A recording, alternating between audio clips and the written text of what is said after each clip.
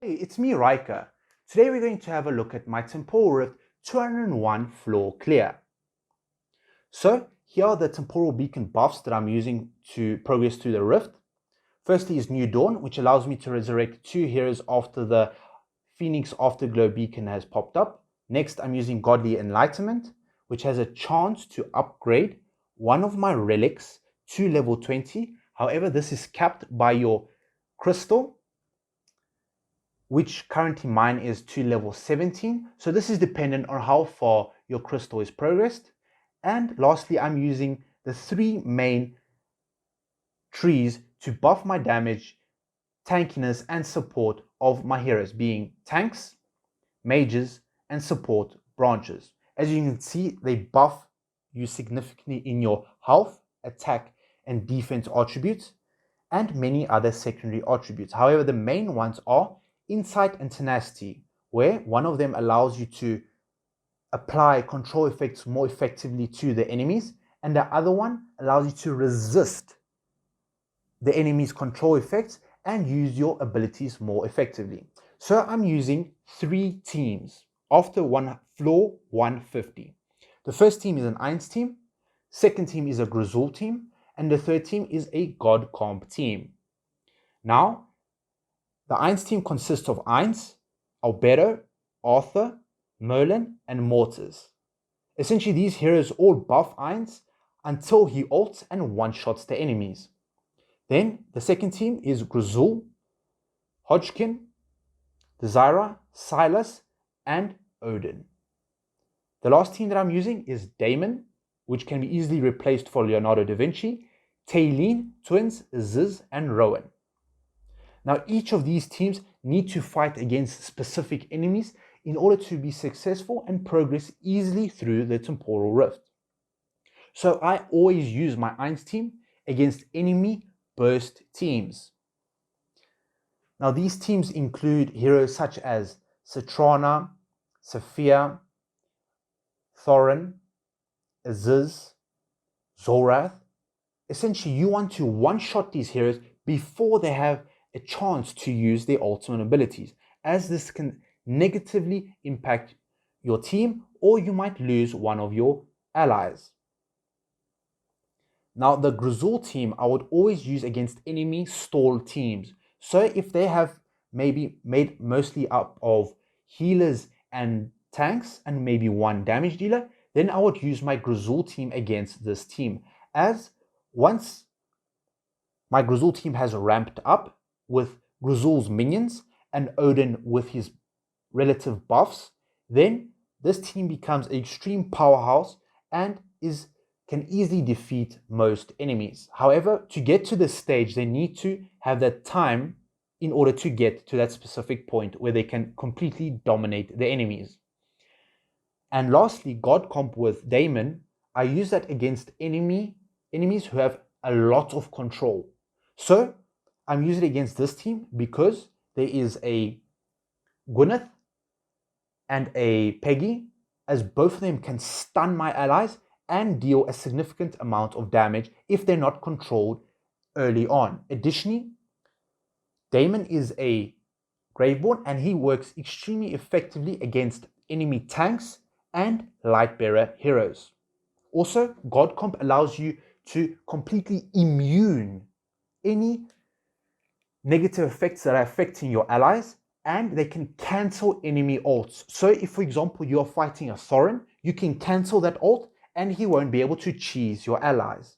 Additionally, if there's a hero such as Isabella who has a cast time for her ultimate ability, then you can easily cancel this ult as soon as she starts ulting and essentially reset her back to 0 energy. This is extremely effective and works every single time I've done this.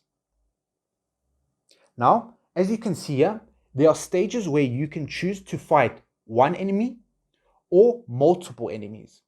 I would highly recommend that you fight one enemy, and I would always recommend using your Ainz team against this, as there's a less chance of losing heroes. Also, Ainz deals a significant amount of damage, and usually he can one-shot a couple of heroes even without mortises and other buffs that his allies provide.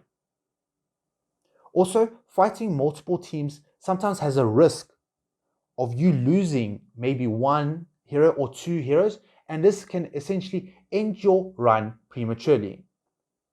Now, for bosses, I always recommend that you use your Grezhul team against bosses, as they can deal a significant amount of damage, and essentially once they keep on ramping, so there is no point where their damage scale or like ends.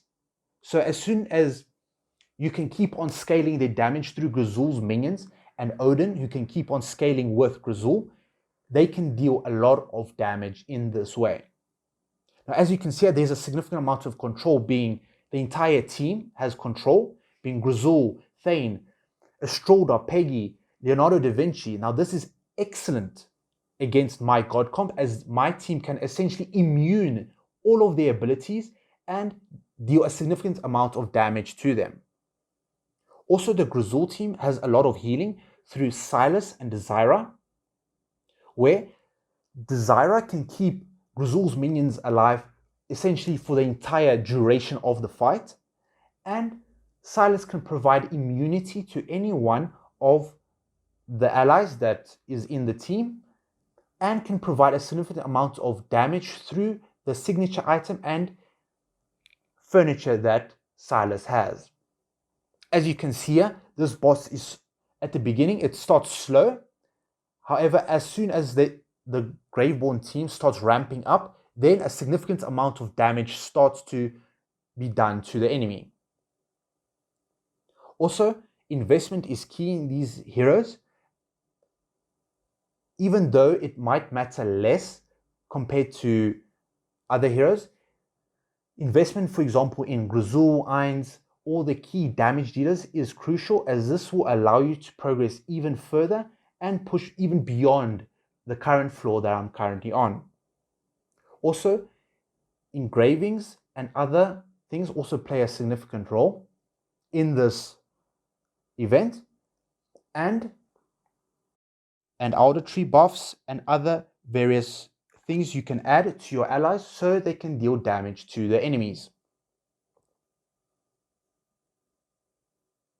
Now, as you can see here, these battles are sometimes extremely RNG based or random number generator based, where sometimes, even though you've placed the correct formations against the enemy teams, you can lose one of your allies. So I'll just recommend running this multiple times until you get the winning victory and you're able to progress much further in the specific temporal rift.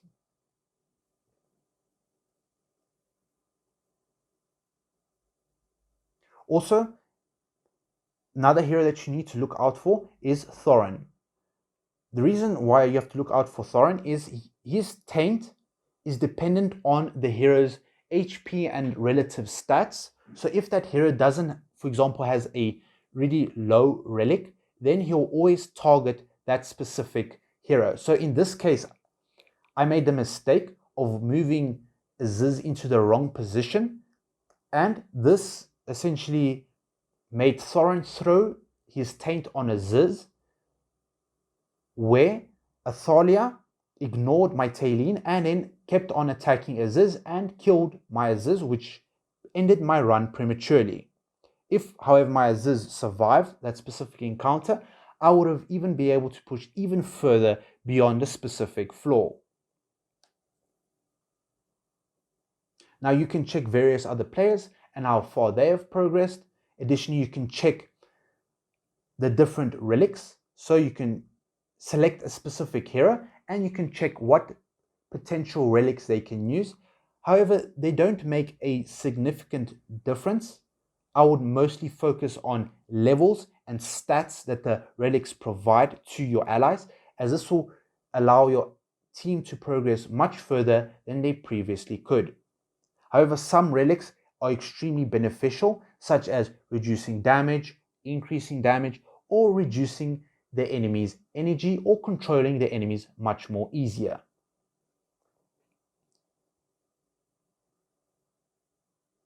Here is the roundup and the relics that I used in this temporal rift. Thanks for watching. Like, comment, and subscribe.